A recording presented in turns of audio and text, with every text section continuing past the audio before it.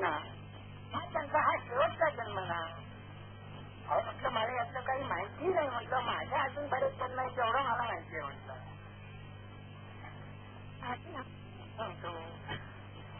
मी विचारून सांगतो त्यांना.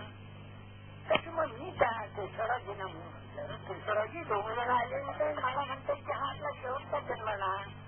त्यानं मी काय सांगू त्यांना, मी काय सांगू असं म्हटल्यावर प्लेन कन्फ्युजन, ब्लंट कन्फ्युजन कसं असते केशवराजी म्हणाले. बापूसाहेब तुम्हाला मी खरं सांगू का म्हणाले, माझा हा शेवटचा जन्म नाही. मला आत्मज्ञान झालेलं नाही. मला हा शेवटचा माझा हा जन्म नाही. त्यात मला पुढे त्यांनी कांचेची दिली ते मी पुढे आपल्याकडे म्हणते. कांचेची फार अप्रतिम आहे. मला म्हणाले आत्मज्ञान नाही झाले ना, मला पुन्हा यावं लागणार आहे.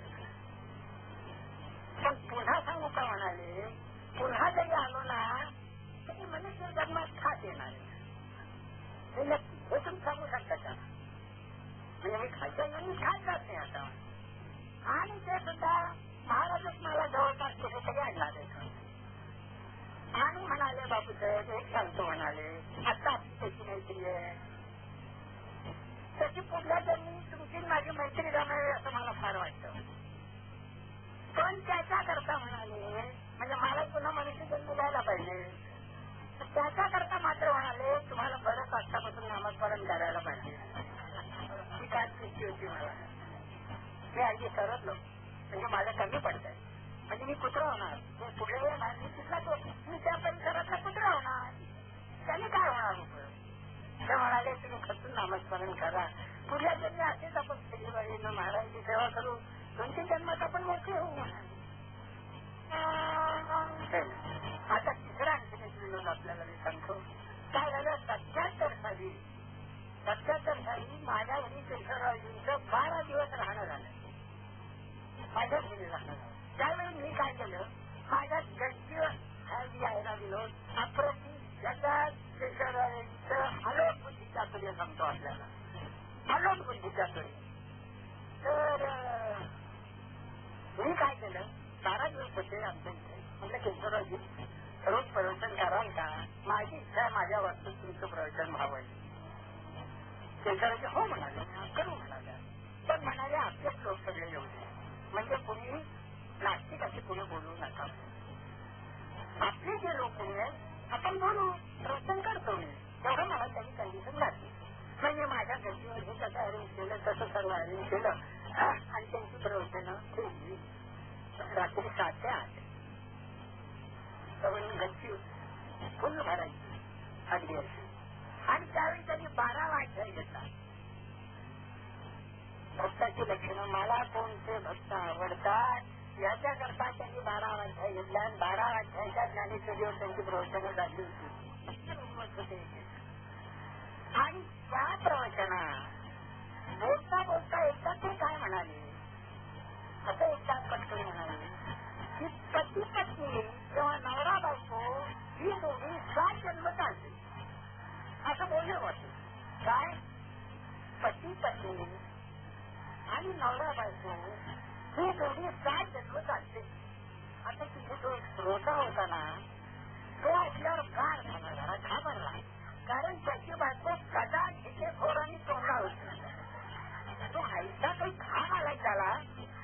ते काय एका जन्मातच माझी जमतात 7 जन्म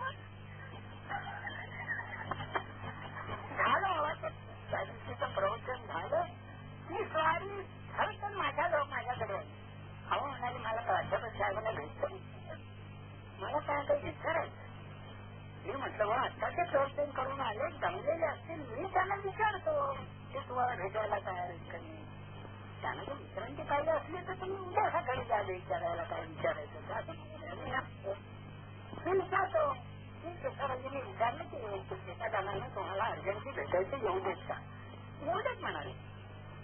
मग ते आले आणि मग केशवराजींना काय विचारता, केशवराजी 7 जन्म नक्की काय होतं ते होतं. हो म्हणाले नक्की. आणि पटकन केशवराजी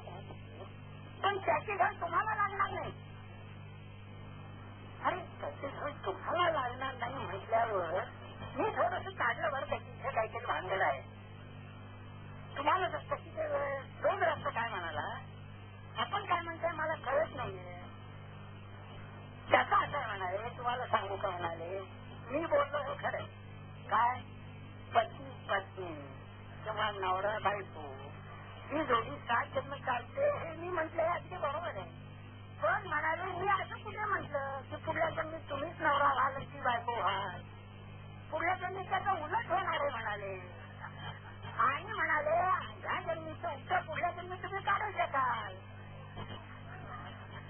पटकन काय म्हणाला असं होय हरकत नाही.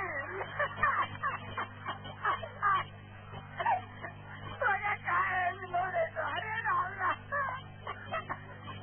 मग हरकत काय म्हणाला मग हरकत नाही चालून द्या.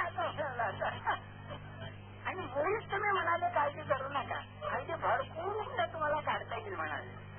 काय घाबरताय म्हणाले. आणि पुढे म्हणाले बरं का तो आम्ही तिकडेच येणारा होता. असं काय करता म्हणाले. हे मी जे सांगितलंय तसं लोकांच्या करता सांगितलं म्हणाले. आपण कशातले आहोत म्हणाले. शिवराजी म्हणतात तुम्ही कशाला या भानगडीत पडता म्हणाले. हा जन्म शेवटचा का नाही करून घे. परत याची भाषा कशाला काढता म्हणाले. माऊली जेवढी बसली म्हणाले असं नामाची धून लावा, अशी नामाची धून लावा, कशाला परत यायचंय म्हणाले. आणि लावलीच तर जमेल म्हणाले. असं दे तुम्ही उतरा दादा बायको उतरले म्हणाले. काय बिघडलं म्हणाले. जाऊ दे म्हणाले. असं त्यांनी समाधान. आता 9 वाजले. आता हे जे अख्खांनी आपल्याला सांगितलं ते आता मी करू करतो. जेवढं मला आज सांगतात 9 वाजले. एखादा सांगू का.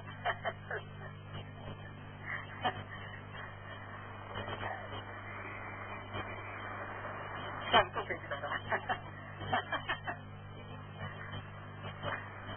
परवाचा माझा झालेला सांगतो.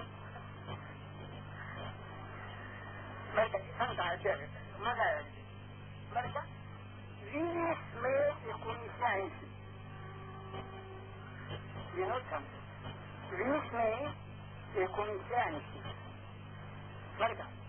तेव्हा त्याचे 2 तर झाले तेवढं सांगून आज परत करतो. पुढे जाईल जरा तेव्हा मी गोंधळायला गेलो होतो आणि केशवराजी असे बसले होते. आणि त्यांच्याकडे तरुण मंडळी घरीच बसतात. खूप चांगली नेहमी झालेली चांगली तयार असली ती कोंडाळ करून बसली तरी मी सहज गेलो. मला एकदम केशवराजी म्हणतात बापूसाहेब महाराज संत आहेत का नाही ह्याच्याबद्दलचा अजून मनात करतो येतो का तुमच्या.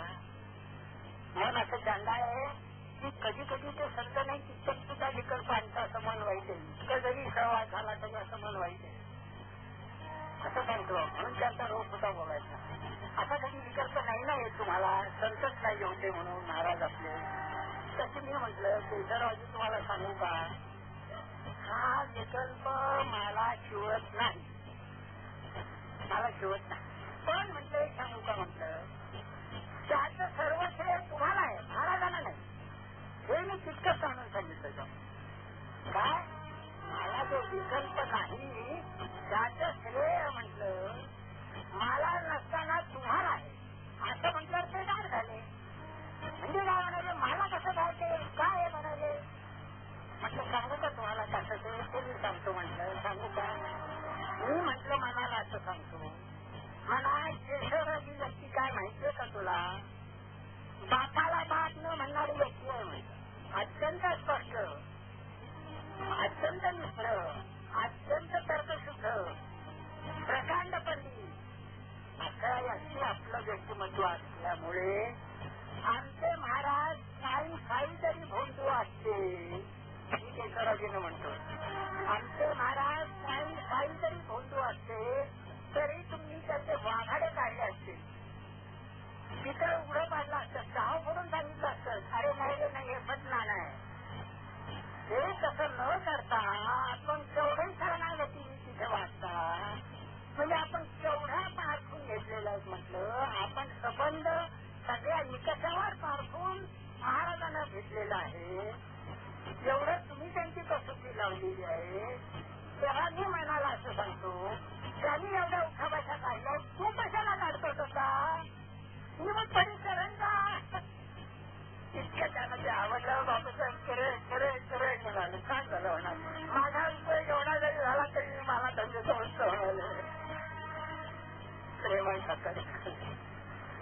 तर केशवरावजी असे बसले होते आणि केशवरावजी तात्यासाहेब किती मोठे आहेत हे सांगत होते लोकांना.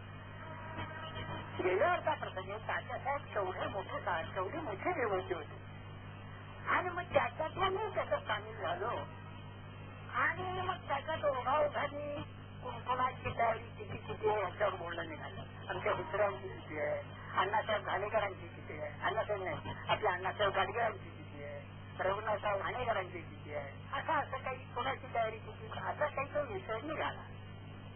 असं निघालं. केशवरावजी मला काय म्हणतात, बापूसाहेब माझ्यात काही तुम्हाला प्रगती दिसते का, हे मला विचारत होतं. माझ्यात तेव्हा मी प्रांजळ त्याला असं सांगितलं, विनोदाचा हा विनोद चाललेला आहे. मी सांगितलं केशवरावजी माझं मत विचारताना मी सांगू का, मी कंटिन्यू बोलतो त्यांच्याशी. मी सांगतो म्हटलं मला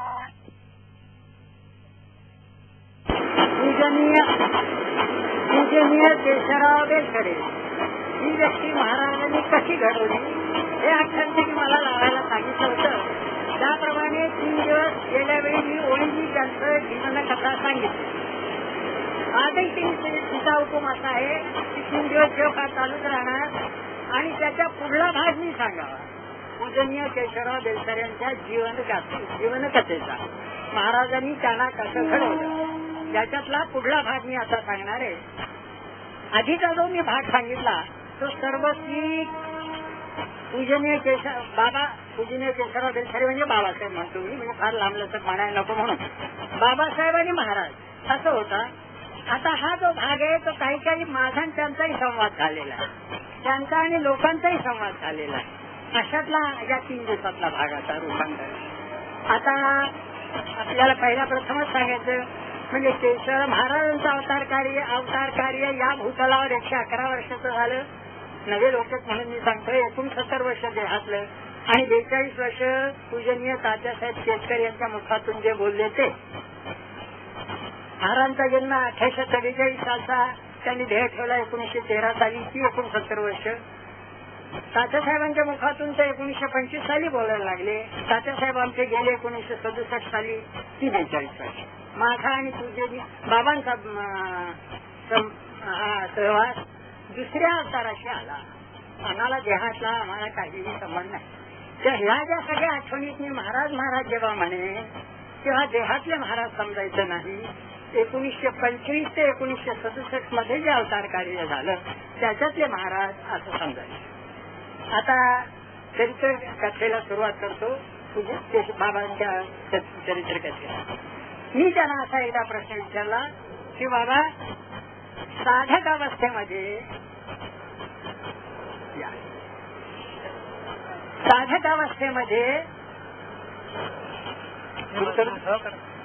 अवस्थेमध्ये साधन करत असताना काही वेळा साधकाला नैराश्य येतं. तेव्हा नैराश्य येतं आपल्या 2 तऱ्हेने नैराश्य येतं. आपल्या अगदी फार वरचेच साधक आपल्याला दिसले आणि त्यांची ती मोठी उपासना आणि ते सर्व जर झालं तर नैराश्य येतं. आणि दुसरं आपल्याकडून काही होईल असं झालं तर नैराश्य येतं. हे प्रॅक्टिकल मी सांगतोय. तर असं नैराश्य येतं. तर असं कधी आपल्याला नैराश्य आलं का, आणि असं जर नैराश्य आलं तर त्याचं निराकरण महाराजांनी कसं केलं. सद्गुरूचं कामच आहे शिष्याला आपल्या भक्ताला नैराश्य आलं तर बुस्टअप करायचं त्याचं करेल. हे अगदी आद्य कर्तव्य आहे. तेव्हा ते आपलं कसं कर्तव्य आद्य कर्तव्य महाराजांचं असल्यामुळे आपलं नैराश्य त्यांनी कसं घालवलं आणि नैराश्य कसं आलं आधी म्हणाले. दोन प्रसंग सांगतो. ते जे सांगितले ते मी आपल्या पुढे मांडतो. काय झालं, निळकंठ बाबा लोखंडे तुम्ही चरित्र बघा. आणि निळकंठ बाबा लोखंडे आणि विश्वनाथ या 2 व्यक्ती महाराजांच्या देहाच्या बरं का मोठ्या साधक अशी व्यक्ती होऊन गेल्या. आणि पुढे सुद्धा म्हणजे केशवराव 31 साली गोंधळाला यायला लागल्यापासून त्यांचा परिचय झाला. तर त्या 2 व्यक्ती इतक्या काही मोठ्या होत्या. विश्वनाथ बाबा लोखंडे कडुलिंबाच्या पाल्यावर राहायचे त्याच्या रसावर. आता आम्हाला जेव्हा लावली ते तिथे कडुलिंबाच्या पाल्यावर ते राहायचे आणि 30,000 जप रोजचा त्यांचा कमीत कमी असायचा आणि पुन्हा मंदिरात काय काम पडेल तेही करायचे. हे अशी व्यक्ती विषय निळकंठ बाबांची. आता विश्वनाथ बाबांचा थाट्या काय होता, सकाळी आयाचीच वृत्ती पूर्ण, सकाळी गावात भिक्षा मागायची आणि भिक्षा कशाची मागायची, पिठाची भिक्षा मागायची. पीठ नुसतं घ्यायचं आणि पीठ काय 4 घरं मागायची. ते पीठ घेऊन मानगंगेवर जायचं, ते एका परातीत कालवायचं आणि ते पिऊन 24 तास राहायचं आणि पुन्हा जप करायचा तो आहे. आणि पुन्हा आले गेलेल्याचं वाटेल तसलं जरी घाणेरडं काम असलं तरी करायचं. अशा या 2 व्यक्ती त्यांच्या नजरेत आल्या. केशवरानं फ्लोटिंग किडनीचा त्रास पाहिल्यापासून आहे. मला जसा पोटाचा तसं त्यानं तेवढं आमचं सांगाय दोघांचं, त्यांना फ्लोटिंग किडनीचा त्रास आहे, त्यामुळे तसं दगदग त्यांना काही करता येत नाही. तर त्यांच्या मनात असं आलं की मी असं आधू आणि हे पाहिलं तर हे जर केलं नाही तर रामभेट नाहीये, आता या जन्मी शक्यच नाही. तेव्हा आता असं नैराश्य माझ्या मनात आलं आणि हे नैराश्य मी महाराजांना बोलून दाखवलं. म्हणजे आम्हाला कठीणच यावे काही साधणं असं नैराश्य. त्याचं नैराश्य कसं काढलं फार भारी महाराजांनी नैराश्य रूपक घेतलं आणि सांगितलं केशवराव अहो तसं नाहीये म्हणाले.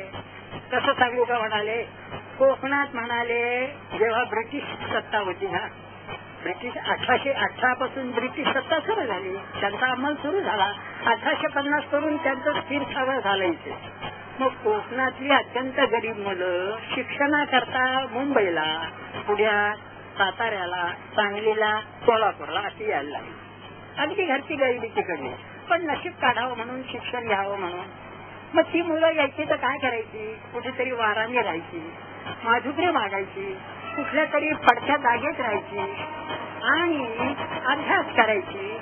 आणि रात्रीला जिव्यात तेल नको जाळायला म्हणून म्युन्सिपाल्टीच्या कंदिलावर अभ्यास करायचा. असा अभ्यास करून पुष्कळ मुलांनी म्हणाले पदवीधर झाले. आता त्यावेळी पदवीधर झाल्याबरोबर नोकरी लागत होती सरकारी. पदवीधर झाला की लगेच नोकरी सरकारी ठरलेली असायची.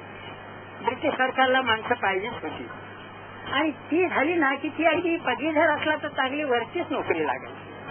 आता त्यांना तशा वरच्या नोकऱ्या लागायच्या तर मग कुणी मुन्सब व्हायचा, कुणी डेप्युटी कलेक्टर व्हायचा, कुणी प्रांत व्हायचा, कुणी आणखीन मोठमोठ्या हुद्द्यावर असे ते लागायचे.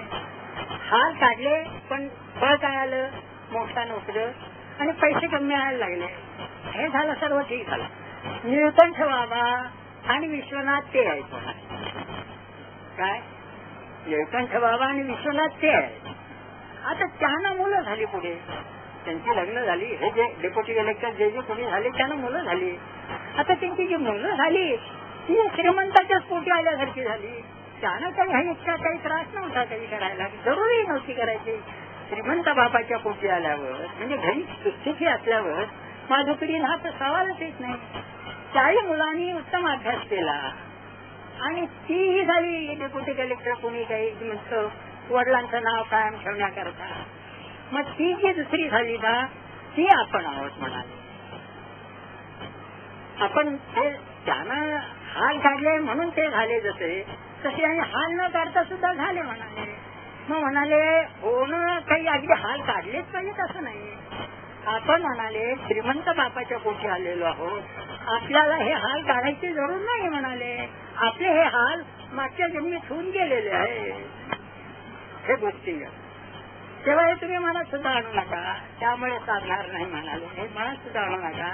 मी सांगतो तशी सार्थ नामस्मरण करा, मी सांगतो तशी उपासना करा, आपलं काम होऊन जाणार.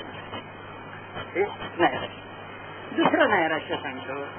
दुसरं असं की त्यांच्या वाचनात 2-3दा असं आलं की नर्मदा प्रदक्षिणा जर केली तर त्याचं पुण्य फारच आहे. चित्तशुद्धीला त्याचा फार फायदा होतो असं त्यांच्या वाचनात आहे. आता नर्मदा प्रदक्षिणा म्हणजे पायी व्हायला पाहिजे. हल्ली राजा ट्रॅव्हल मधून जे होते त्याला अर्थ नाहीये त्या प्रदक्षिणेला, बरं का. किंवा एक स्पेशल मोटर काढायची आणि ते येतो नाही, पायी व्हायला पाहिजे. तशी जर ती झाली तर त्याचा फार फायदा आहे चित्तशुद्धीला. आणि चित्तशुद्धी झाली की पुढला पल्ला फार थोडा आहे असं त्यांच्या फार वाचण्यात यायचं. आणि ते मात्र अत्यंत कष्टप्रद आहे. त्या नर्मदे प्रदक्षिणेचं असं काही आहे म्हणजे प्रतीची अजून येते. इतक्या या विज्ञानाच्या युगात इतकं बाहेर जरी कावळा गोंधळ चाललेला आहे तरी अजून ती प्रतीची आहे की तिथे अश्वत्थाम्याची भेट होते. आणि नर्मदाबाई, नर्मदा नदी सुवासिनीच्या रूपाने तुम्हाला भेट देते. माझे एक मित्र दत्तांना म्हणून आहेत हुबळीला, गोंधळलेल्या वर्ष असतात, त्यांनी ही प्रदक्षिणा केलेली आहे. आणि ते मोठ्या बहारीचं वर्णन सांगतात. मला अश्वत्थामा भेटला आणि मला धर्मजीने असं दर्शन दिलं. तेव्हा हे असं जर आहे तर तीच आपल्या हातून झाली तर आपल्याला लवकर पल्ला गाठता येईल. तळमळ लागली होती ना देव भेटायची, पण आता या अशक्तपणामुळे नाही शक्य ते. म्हणून ती सारखी मनात सुटफुट होती, सारखी मनात सुटफुट. हे काही ते महाराजांना बोलले नाही की माझ्या ही मनात सुटफुटे याला काय करू, हे काही बोलले नाही. 4-5 दिवस ही सुटफुट सतत चालली. आणि 6व्या दिवशी संध्याकाळी ते सहज भेटले महाराजांना. महाराज काय म्हणतात, केशवराव अहो म्हणाले खालच्या येथेतून आपण एकदा पास झाल्यावर पुन्हा त्या येथे तुम्ही बसता का? ते शिक्षण खात्यात होते ना. खालच्या येथेच एकदा आपण पास झालो, 4थी पास झाल्यावर 5वीत गेलो, मग पुन्हा 4थीत तुम्ही बसता का म्हणाले. जशी केशवरावांना कळेच ना महाराज हे काय म्हणताय ते. एकदम बोलले. महाराज म्हणाले आपण काय म्हणता याचा मला उलगडा होत नाहीये. तेव्हा त्याने सांगितलं 4-5 दिवस सुटफुट लागले ना म्हणाले नर्मदा प्रदक्षिणेची,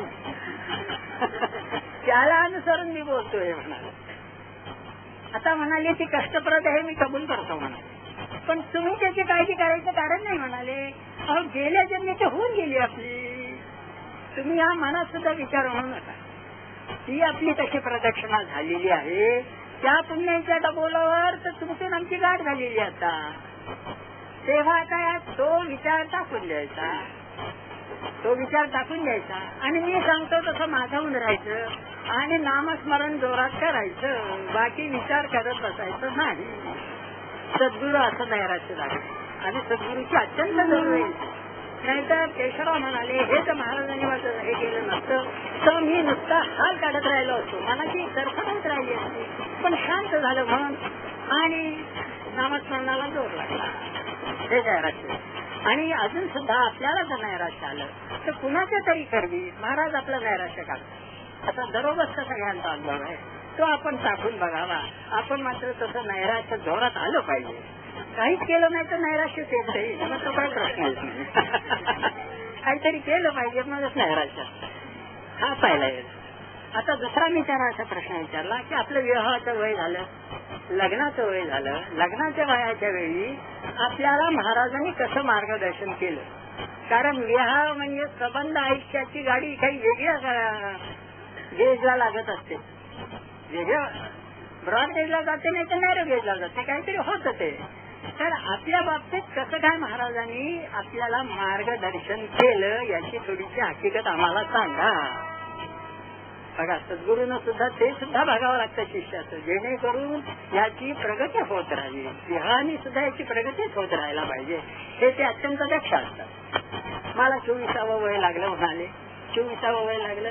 मला माझे वडील हैदराबादला असायचे, ज्युडिशियल मॅजिस्ट्रेट होते. वडिलांचं पत्र आलं, चिरंजीव केशव यास अनेक आशीर्वाद, तुझे आता लग्नाचे वय झालेले आहे, आम्ही तुझं यंदा लग्न करू इच्छितो. या बाबतीत तुझी काय इच्छा आहे की तू आम्हाला लवकरात लवकर कळ. हे पत्र घेऊन ते महाराजांच्याकडे आले. लगेच नाही किंवा धाडूच्या इच्छा मुलींनी तयार आहे अगदी त्या शिष्याच्या तसं नाही. ते महाराजांच्याकडे आले. महाराज वडिलांचं मला असं असं पत्र आले, याला मी उत्तर काय देऊ. तसे महाराज म्हणाले वडिलांना असं लिहावं की आपण आता मी विवाहाला तयार आहे, आपण मुली ज्या सांगून येतील त्या मुली आपण पाहिल्या आणि 2-3 ज्या काही तुम्हाला दोघांना म्हणजे आई वडील होते तुम्हाला स्त्रियांना पसंत पडतील तेवढ्या फक्त माझ्याकडे धाडाव्या आणि ते एकच पसंत झाली तर तीच माझ्याकडे धाडावी. मी दुसरी तिला पाहिल आणि हो म्हणेल. असं लिहावं म्हणून. असं त्यांनी लिहिल्यावर आई वडिलांनी मुली पाहिल्या आणि 3 सिलेक्ट केल्या. 3 म्हणजे जसं इक्वल रँक आल्यावर त्यानं सुद्धा कोणती निवडावी. आणि त्यांनी लिहिलं की अशा अशा 3 मुली आमच्या पसंतीत आहेत, तर आम्ही 3ही मुली तुमच्याकडे धाडतो. त्याच्यात ही तुला उत्तमातली उत्तम, तुला तुझं मन जिथे जाईल आपण तिच्याशी ठरवू. हे पत्र आल्याबरोबर केशवराव पुन्हा महाराजांकडे आले. ते दादरला राहतात त्यावेळी. असं महाराज पत्र आलेलं आहे. मग महाराजांनी ते सगळं त्या 3 मुलींचं वर्णन वाचलं आणि काय सांगितलं, आत्ताच्या बहिणी आहेत ना त्यांचं बाहेरचं आडनाव वाडेकर. आत्ताच्या बहिणी आहेत ही जी वाडेकरांची मुलगी आहे ना ती आपण निवडावी म्हणा. पाहिलेलं नव्हतं ना त्यांनी, महाराजांनी पाहिलं नव्हतं, केशवरावांनी पाहिलं नव्हतं, ती आपण निवडावी. आता असं निवडावी म्हटल्यावर म्हणाले मी तर्कशास्त्राचा माणूस ना, तर्कशास्त्राचा प्राध्यापक. मी लगेच काय म्हटलं, महाराज आपण ही निवडावी का म्हणता, मग इतर 2 का नको, तर्क आला. असं नाही आहे. तशी म्हणाले काय असं सुरेख उत्तर दिलं. ते उत्तर असं दिलं, केशवराव आपला स्वभाव तापट आणि रागीट आहे. आपला स्वभाव तापट आणि रागीट आहे. आपण बायकोला जो त्रास देणार आहोत, महाराज कारण सांगताय ही का निवडावी, आपण जो बायकोला त्रास देणार आहोत तो ही मुलगी जास्तीत जास्त सोसणार आहे म्हणून निवडा. काय काळजी आहे, जेणेकरून ही मजाई होईल आणि हा माझा शिष्य परमार्थात पुढे जाईल. असं म्हटल्यावर मग म्हणाले तीच निवडली गेली आणि मग लग्न झालं. आणि म्हणाले काय सांगू बापू, माझी जी काही थोडीफार प्रगती झालेली आहे त्याच्यात 80% वाटा पत्नीचा आहे. आणि तुम्हाला मी सांगतो माझं असोसिएशन दोघांशी आहे आणि अगदी स्वच्छ सांगतो, आमच्या बेलसरे बहिणी केशवरावांच्या पुढे आहेत. स्वच्छ सांगतो मी, हो आहेत कुठे आहे. आणि 78 सालचा तो प्रसंगच मी सांगतो आपल्याला. आम्ही असे बसलो होतो, तशी मी म्हटलं बाबा तुम्हाला एक सांगू का, वरून जर विमान आलं, तुकारामानं कसं आलं न्यायला, तसं जर आलं तर ते पहिल्या प्रथम वहिनीला घेणार. आज वहिनीला घेणार म्हणजे काय म्हणाले, आम्ही नाही का, तुम्ही नाही का, वहिनीच येणार. म्हणजे काय म्हणाले, अहो म्हटलं तुम्हीच सांगितलंय त्याचं कारण. म्हणजे काय म्हणाले, अहो म्हटलं तुम्ही आम्हाला असं सांगितलंय की एक महापतिव्रता म्हणजे 10 संत. ती महापतिव्रता आहे, तुम्ही एक दशांश संत आहात, त्यामुळे तुम्हाला घेतलं जाणार नाही. मग विनोदाही म्हणाले पण तिच्या वशिलाने मी जाईन. प्रेमाचा अशी ती महासागरी आहे. फार तिने त्याग केलेला आहे ना, भयंकर कठीणच आहे त्यांच्याशी लग्न करून दिवस काढणं आणि त्यांना आणि आपण परमार्थिक साधनेच मदत करणं. त्या बाईनी 10% त्याचा अशी ती बाई. असा तो विवाहाचा प्रसंग मी आपल्याला अशा तऱ्हेचे ते दोघेही उत्तम साधक आहेत. झालं. आता त्यानंतरचा प्रसंग सांगतो. 34-35 साली लग्न झालं आणि त्यानंतर 37 साली त्यांना पहिला मुलगा झाला. त्याचं नाव विठ्ठल. आणि मुलगा झाला, पहिला मुलगा म्हणजे जरा काही वेगळं असतं, त्याचं कौतुक सगळ्यांनाच कौतुक होतं, सर्व झालं. महाराष्ट्र पहिल्यांदा जेव्हा दाखवायला आले सक्षम काय बोलून गेले, छान आहे मुलगा म्हणाले पण पाहणं आहे म्हणाले. हो लक्षात पुन्हा आलं नाही, आमच्या सुद्धा लक्षात आलं नाही. बरदास्त उत्तम ठेवावी हे असं सूचक बोलत असतात. आणि पुढे काही दिवसांनी जेव्हा त्याचा वेळ आली, 8 वर्षी तो गेला, त्याच्या आधी केशवरावांना सांगितलं होतं, केशवराव हा जीव योग भ्रष्ट आहे, हा जीव योग भ्रष्ट आहे. काही जुजी वासनात अडकल्यामुळे तो तुमच्या पोटी आलेला आहे. तेवढी ती तृप्ती झाली की त्याचं काम इथून संपणार. तुम्ही तयारीत राहायला पाहिजे. ही सूचना सोपं नाहीये आणि ती तयारी करायला पाहिजे. आणखी त्याला टायफॉइड झाला विषम झाला त्यावेळी काही तशी औषधं नव्हतं हल्लीसारखी. आणि ते 21व्या दिवशी तो मुलगा गेला.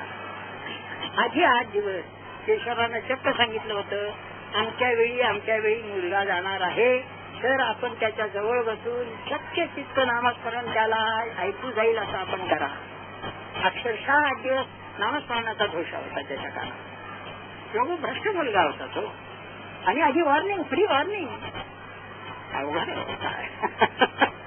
आणि त्यात तो गेला आणि ते झालं, सर्व झालं. आणि मग यांच्या लक्षात आलं पाहुणा म्हणजे काय. हा पाहुणा किती 3 दिवसाच्या वर जास्ती राहत नाही. ते जसं तसं. आणि पुढे काय झालं, पुढे तर फारच बहार उडवली महाराजांनी. केशवरांचा शोक जाईना, पुत्र शोक जाईना. चांगला फारच छान होतो मग ते. आणि तो शोक काही जाईना. आणि असे 5-6 दिवस महाराजांनी वाट पाहिली, शोक जाईल. शोक काही जाईना. तेव्हा एक दिवस म्हणाले, केशवरा अजून पुत्र शोक चालू आहे, असं कसं करावं बरं म्हणाले. आणि म्हणाले, आपण प्रवचनकार आहोत ना, बरं का, आपण प्रवचनकार आहोत. आणि जातस्येही ध्रुव मृत्यूर ध्रुवम जन्ममृतस्य तस्मात् अपरिहार्यर्थे नत्वं शोचितुमर्हति. जो जीव येणार तो जाणार, जो गेला तो पुन्हा येणार, असा सृष्टीक्रमच असल्यामुळे अरे अर्जुना तू कसला शोक करतो चाल्या गेल्याचा, आत्मा अमर आहे, काय शोकाचा अर्थ. त्याच्यावर तुमचं प्रवचन आणि हा शोक कसा मेळ घालायचा असं म्हटल्यावर कशाचा शोक होतोय केशवराव म्हणाले. ॲनालिटिकलवर कशाचा शोक होतोय. कशाचा शोक आहे ते मूळ मला तर पुन्हा दिसणार नाही असं नाही, म्हणजे दिसणार नाही याचा शोक आहे ना म्हणाले. समजा तो मुलगा अमेरिकेत गेला असता उच्च शिक्षणाकरता, आमचा विकास गेलाय तसा उच्च शिक्षणाकरता गेला असता, म्हणजे तो तुम्हाला दिसणार नव्हता. मग शोक केला असतात का. मग याला उत्तर नाही येत. हे काय म्हणाले, मला शोक कसा, तो तिथे आम्हाला माहिती त्याचं पत्र येणार, आम्ही टेलिफोन जोडला तर तो बोलणार. मग तो तसा गेला नाहीये. म्हणजे म्हणाले तुम्हाला त्याच्याशी संपर्क साधता येत नाही म्हणजे गेला ना, एवढंच ना म्हणाले. मग तो संपर्क साधला तर शोक जाईल ना म्हणाले. अरे वा, तो संपर्क साधला गेला तर शोक जाईल ना. बघा कसं लॉजिकचे प्रोफेसर होते. नाही तर शोक याच्या बाबतीत व्हायला पाहिजे. अमेरिकेला गेला की शोक सुरू येतं, नाही येत असं. मग संपर्क साधत नाही एवढा का अडचण आहे ना म्हणाले. हो म्हणाले, तो संपर्क साधल्यावर मला काहीच अडचण नाही म्हणाले. एवढंच आहे ना म्हणाले. मिटावे डोळे म्हणून सांगितलं. त्याने डोळे भेटल्याबरोबर महाराजांनी त्यानं मुलगा त्यांच्याजवळ जिथे बसला होता वर तिथे नेलं महाराजांनी. काय अनुभव आहे. आणि तो मुलगा यांना काय सांगतो, बाबा तुम्ही शोक करू नका, माझी कुठली प्रगती कोणती आहे, मी उत्तम मार्गात चाललेलो आहे, कितीतरी माझा पुढे पल्ला छान जाईल, तुम्ही शोक करू नका. मला अडकाठी होते त्याच्याकडनं सांगतो. हा उदास आहे म्हणत. म्हणजे सद्गुरू सुद्धा दाखवायचं म्हणजे कसे दाखवतात ते कर्तव्य हे मी आपल्याला सांगतोय. आपण त्याला पात्र व्हायला पाहिजे, तिची सद्गुरूवर निष्ठा केली पाहिजे, पात्र व्हायला पाहिजे. म्हणजे हे सगळी गंमत दाखवतात सद्गुरू. त्यांना हा सगळा चुकीचा खेळ. आणि मग शोक गेला तो गेला. खरंच त्याचं जर पुढे नीट चालणार असेल, मग ICS झाल्यावर मग तरी सुद्धा त्यांनी माझ्यावर राहावं. हे काय तो कलेक्टर म्हणून जाणार कुठल्या तरी डिस्ट्रिक्टला. तसा हा जमाना आहे म्हणाले. शोक गेला हा जमाना. हे असं झालं. आता काय झालं, त्यांची 31 साली महाराजांची गाठ पडली. गाठ पडल्यावर 2-3 महिन्यातच त्या महाराजांच्या पाठीमागे काय लागले, महाराज मला आपण अनुग्रह द्या, महाराज मला अनुग्रह द्या. महाराज काय म्हणायचे, घाई आहे ते सर अनुग्रह देऊन नामस्मरण करणार, आणि नाही केलं आणि नामस्मरण केलं म्हणजे अनुग्रह आहे असं म्हणायचं. बरं का, घाई नाहीये त्याची. आपण नामस्मरण करा. 5-6 वेळा ते मागे लागले. केशवराव मागे लागले 5 वेळा. महाराज आपला असं बोल. केशवरावांनी ओळखलं की माझी अजून पात्रता नाही, अनुग्रह मिळण्याची माझी पात्रता नाहीये. मला खचून नामस्मरण करून मी त्याला पात्र व्हायला पाहिजे, तर मला अनुग्रह मिळणार आहे. आणि 12 वर्षे गेली. हो, थोडंच नाही. आणि 43 साली एकदम महाराज त्याला काय म्हणाले, केशवराव समर्थाला एकदा भेटून यावं. गडावर जाऊन दिवाळीची सुट्टी लागली होती, समर्थाना जाऊन भेटून यावं. आणि मग ते गेले, आज्ञेप्रमाणे गेले. आणि समर्थांची समाधी आपल्याला माहितीच आहे, तिथे समाधीचे तिथे गेले.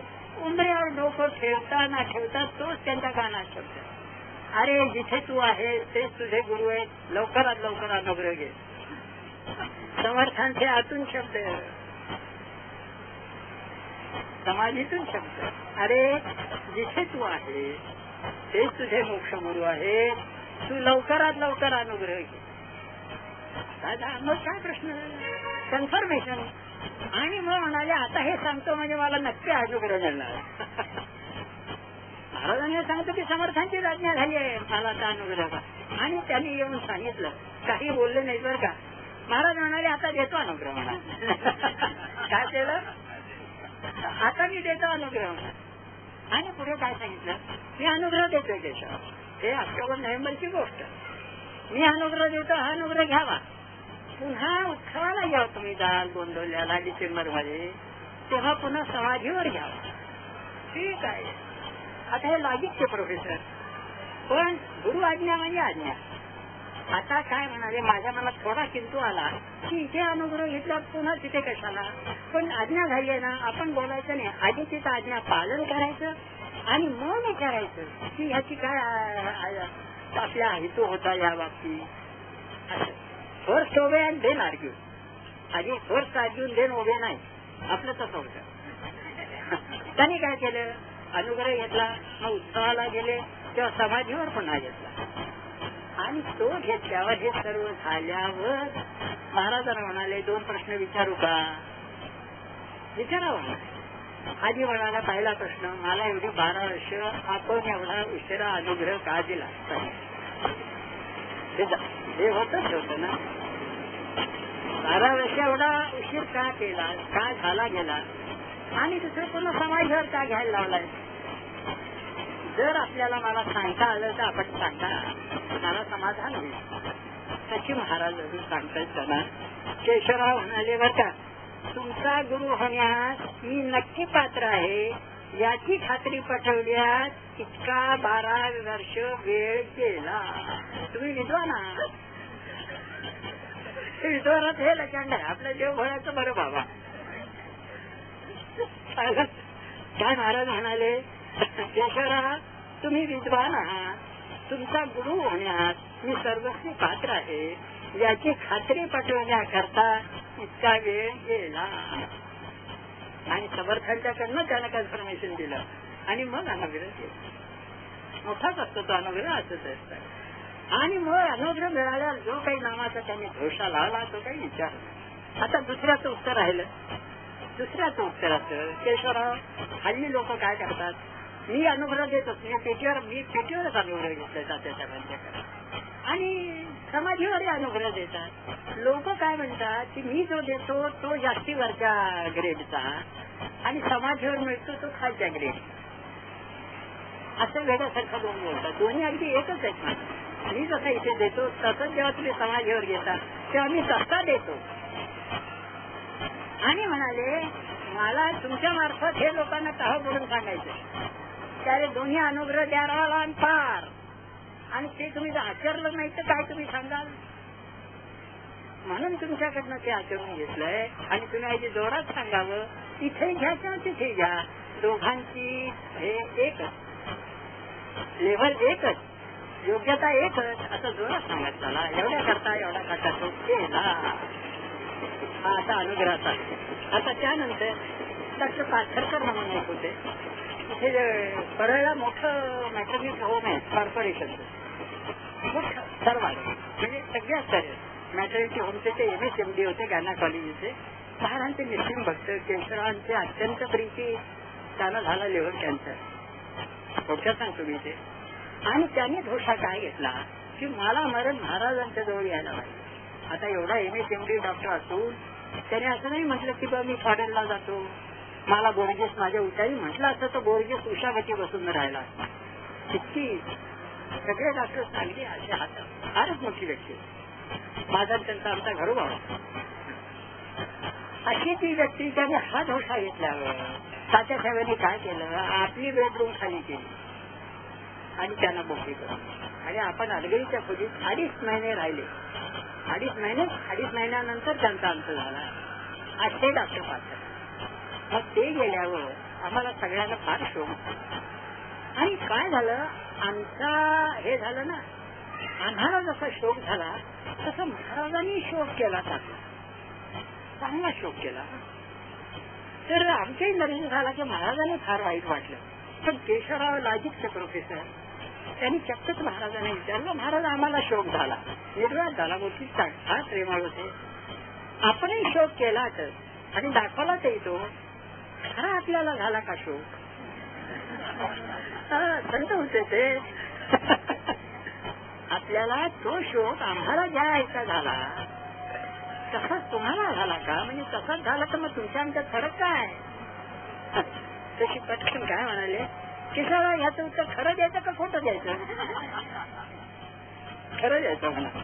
आता काय सांगू तुम्हाला म्हणाले, काय सूचक बोलले, ज्याला तो रोज दिसतो त्याला शोक होईल का? गेलेला माणूस ज्याला दिसेल त्याला शोक कसा होईल? शोक काय? या मुलाच्या बाबतीत जे सांगितलं ते आपल्याला ती व्यक्ती दिसेल अशी होते, सहवास तुटतो, बोलणं नाही, काही नाही, म्हणून शोक आहे. मग ते जर रोज मला दिसत असतील तर मग कसा शोक होईल? मग पुढे काय म्हणाले, मग आपण एवढा केलाच का शोक? आला ना प्रश्न. आता म्हणाले काय सांगू का, म्हणाले व्यवहारामध्ये तुमच्याशी वागायचंय ना, म्हणजे तुमच्या दुःखात सहभागी व्हायचं ना. म्हणाले मग ते दुःखात सहभागी व्हायला बेमालूम नको का नाटक करायला? त्या दुःखात सहभागी व्हायला बेमालूम नाटक नको का करायला? म्हणाले मग ते नाटक करायचं, ते सुद्धा उत्तम नाटक करायचं म्हणून तो शोध केला म्हणाले. आणि केशवराव त्या प्रवेशातलं माझं काम पडलं नाही ना? काय शब्द आहे, त्या प्रवेशातलं माझं काम पडलं नाही ना? म्हणाले रामरायच्या कृपेने असल्या प्रवेशातलं माझं काम कधीच पडत नाही. आणि खरंच आहे, त्याला बरोबर नाटक करता येतं ते बरोबर छानच करणार तो. आणि म्हणाले असं तसं किती ते त्याच्यात मूळ अर्थ आहे बघा, असं तो त्यांनी सांगितलं. पाथरकर गेले आणि पुढे काय योग आला, केशवरांना आतूनच वाटायला लागलं सारखं की आपण महाराजांचं चरित्र घ्या, आतून होणी सारखी चरित्र घ्या. मागे काय प्रकार झाले, भाऊसाहेब म्हणून एक होते, खडक्याच्या पुढे मला नाव नसतील, त्यांनी थोडं महाराजांचं चरित्र लिहायचा प्रयत्न केला होता. महाराजांना तुमचं काम नाही, तुम्ही नका करू म्हणून ते तितकंच बंद केलं होतं. असा मागचा दाखला आहे. त्यामुळे यांना वाटलं आपल्याला अजून तो वाटतंय, मागे एकदा महाराजांनी त्या माणसाला डिमोड केला, नका लिहू म्हणून, माझ्या गोसावड्याचं कसलं चरित्र लिहित बसता असं. पण आतून उर्मी यायला लागली तेव्हा ती असह्य जेव्हा झाली तेव्हा महाराजांकडे गेले आणि महाराजांना काय म्हणाले, महाराज मला अशी आतून उर्मी येते, मग या बाबतीत मी काय कशी पावलं टाकू ती आपण सांगा. असं म्हटल्यावर महाराज काय म्हणाले, आतून उर्मी येते म्हणजे रामरायची इच्छा आहे. आतून उर्मी येते, आपण काही मुद्दाम ते आणत नाहीये. आतून उर्मी येते, चरित्र लिहावयाचे आतून वाटते, तर ती रामरायची प्रेरणा आहे असे मानून त्याचे स्मरण करून जरूर लिहावयास घ्यावे. झालं. आणि नंतर काय कसं घ्यावं ते सांगितलं, चमत्काराला महत्व देऊ नये, नाही तर चरित्र चांगलं खपण्याकरता